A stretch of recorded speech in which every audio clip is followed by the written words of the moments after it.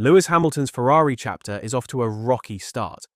From blunt self-criticism to being outpaced by Leclerc and even Sainz. As Ferrari struggles with upgrades and McLaren pulls ahead, is the dream partnership already under pressure?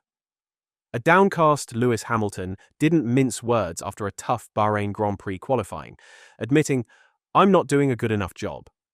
The seven-time champ could only wrangle P9 out of his Ferrari, ending up 6/10 behind teammate Charles Leclerc, who stormed onto the front row. It's been a bumpy beginning to Hamilton's Ferrari chapter, following his headline-making switch from Mercedes. While his sprint win in China offered a flash of brilliance, he's yet to finish ahead of Leclerc in a full race this season, and Bahrain isn't looking like the turning point. Ironically, it was Hamilton's qualifying pace that came under fire in his final year at Mercedes, especially after being consistently outpaced by George Russell. Now, under the desert lights of Sakir, his one-lap struggles returned, capped off with a rare on-air apology to his race engineer, Riccardo Adami, after that disappointing P9 result. "I'm really sorry, guys," he said. "Sorry, man. Really sorry." When race engineer Riccardo Adami told Hamilton he'd lost 4/10 in Sector 2 and another 3 in the final stretch, the radio fell silent. No response, just the weight of disappointment. Speaking to Sky F1 after qualifying, Hamilton finally broke his silence and shared, "It's just about my performance, poor performance. There's no reasons, I'm just not doing the job. I'm just not doing a good enough job on my side, so I've just got to keep improving." He was then asked if this was his lowest moment since joining Ferrari. He responded and said, "It's definitely not a good feeling for sure. Clearly the car is good enough to be higher, which is good." Hamilton raised eyebrows after the Japanese Grand Prix when he hinted that something on his car just wasn't behaving like Leclerc's. When pressed on whether that was still the case, he kept it short and sharp. That's been resolved. When asked what he could do to spark that much-needed improvement, Hamilton didn't hesitate to respond. "I really don't know. I don't have a lot of answers for you guys. I just wasn't quick today." Lewis Hamilton's blunt admission. Definitely not fast anymore. After Qatar 2024 qualifying struck a chord. It wasn't just self-criticism.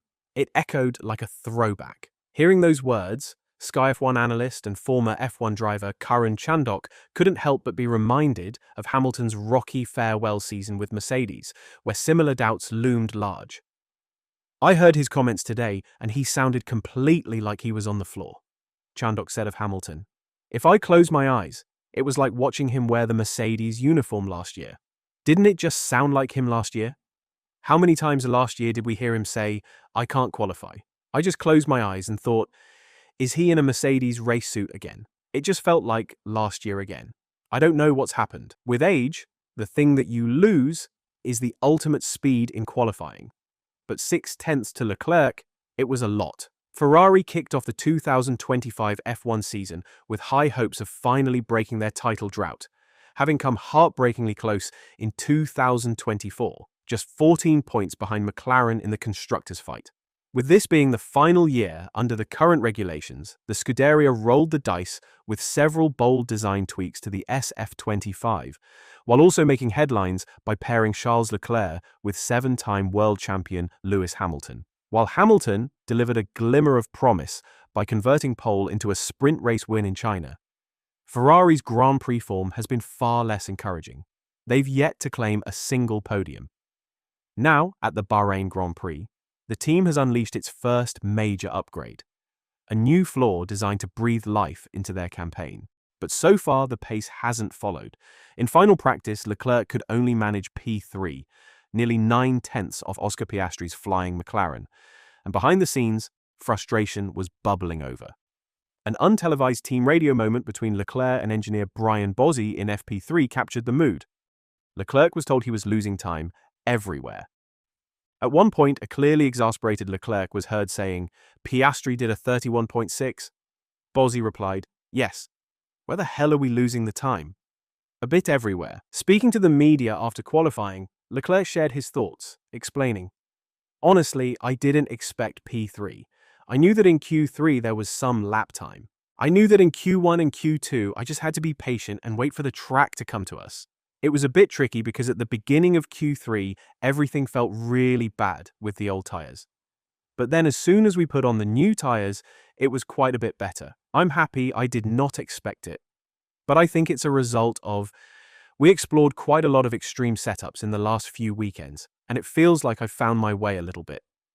And little by little, I hope there will be more performance to extract from the car in the weekends to come. Race after race, it seems to be better and better, so that's a positive sign for the future. But it makes it very difficult at some parts of qualifying. Especially on used tyres, it was just all over the place. It was very difficult to put everything together. Hamilton didn't have much to smile about in final practice either, clocking in 1.465 seconds off the pace in 10th, and notably trailing the Williams of Carlos Sainz, the very driver he replaced at Ferrari for the 2025 season. Adding to the tension, Leclerc's unsettling radio message came hot on the heels of a split opinion within the Ferrari camp. After Friday's running in Bahrain, the drivers couldn't agree on the effectiveness of the new floor upgrade. While Hamilton was adamant it marked a clear step forward, Leclerc wasn't nearly as convinced, raising fresh questions about the SF25's true potential. Before going into qualifying, Hamilton said, "The upgrades are definitely working, and a big thank you to everyone back home for working so hard on bringing the upgrades, because it's never an easy thing. It's a lot of work that goes on in the wind tunnel and a lot of work that goes on in fabricating and putting together these floors." Leclerc, on the other hand, didn't hide his frustration, admitting that despite Ferrari's efforts, McLaren are still on another planet for now. He said, "The potential of the car remains the same, and we're just not fast enough. When we look at the McLaren, they are just on another planet for now. It's annoying, but it is the way it is, and it actually motivates me to try and close that gap as soon as possible, but they are incredibly fast. Unfortunately, the gap to McLaren is still too big." Ferrari, like every team on the grid, is wrestling with the delicate balance of ride height, trying to get the car as low as possible to squeeze out maximum aerodynamic downforce. But go too low and you risk the car bottoming out, especially on bumpy circuits. It's a tightrope walk every weekend. Team principal Frederick Vasseur puts it simply. A huge part of each race weekend is spent asking the same question. Can we run it lower?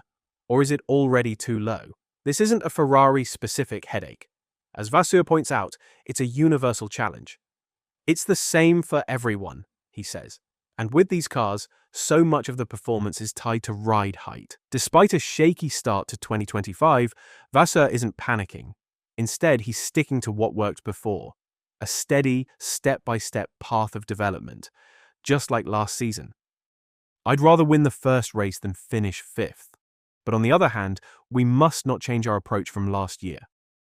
At that time, the situation was similar, maybe even a bit worse, he admits amusedly. From radio silence to rising doubts, Hamilton's Ferrari debut isn't going to plan. But is this just the storm before the calm? Comment below with what you think Ferrari needs to fix. And if you enjoyed the breakdown, hit like and subscribe for more.